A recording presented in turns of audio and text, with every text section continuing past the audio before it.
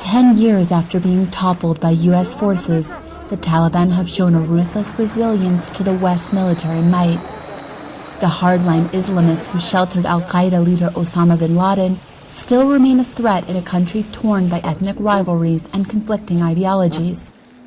There's an American base. They're totally surrounded. They can't even leave their own base. The Taliban will drive their motorcycles to just 20 meters outside the base and fire rockets. Boom, boom, boom. The Americans can't do anything.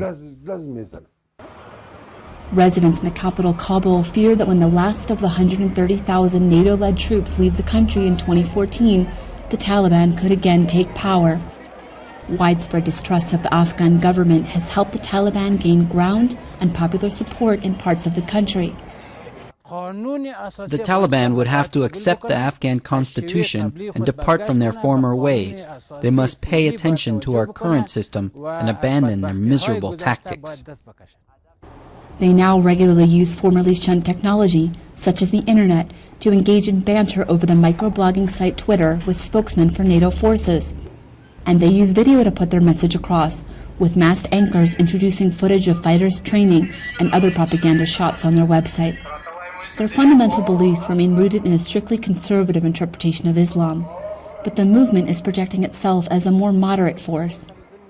In certain respects, they have adapted themselves to what Afghan civilians want. So, for example, their murderous policy on schools, when they had a policy of burning down schools, killing teachers, that's substantially altered.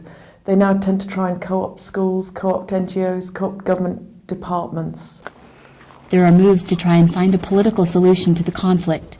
Recent contacts between Washington and Taliban leaders in Qatar are seen as part of U.S. efforts to speed up the peace process and end the decade-long war.